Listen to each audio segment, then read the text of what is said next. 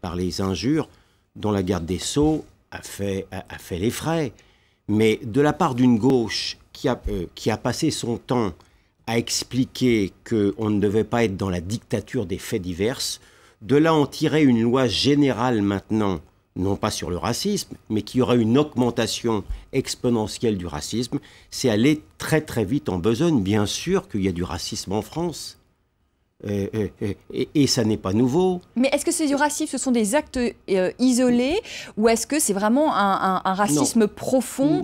Parce que je pense par exemple à la discrimination à l'embauche. Il y a plein de gens qui sont d'origine étrangère et qui disent aujourd'hui, quand il y a mon nom, une consonance arabe, je ne suis pas embauché. Le délit de faciès aussi, très important. La question, ça n'est pas est-ce qu'il y a ou pas du racisme en France, c'est est-ce qu'à travers le cas de Mme Taubira ou de l'article de M. Roselmack, il y aurait une augmentation ou une explosion du racisme en France. Quand on regarde les sondages d'opinion, ça n'est pas le cas. Lorsqu'on regarde également quelles sont les personnalités populaires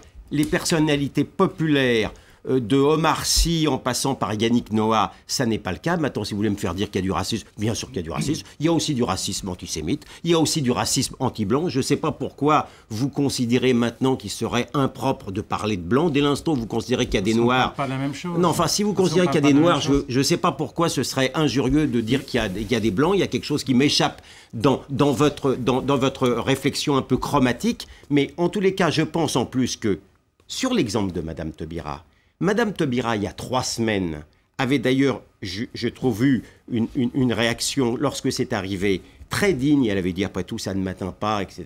Et là, comme par hasard, au moment où la gauche est dans une grande détresse politique et idéologique, on a l'impression qu'elle veut utiliser à nouveau l'antiracisme comme une martingale magique, mais je ne pense pas maintenant que les gens sont prêts à tomber tête baissée dans une sorte d'antiracisme un peu de pacotille.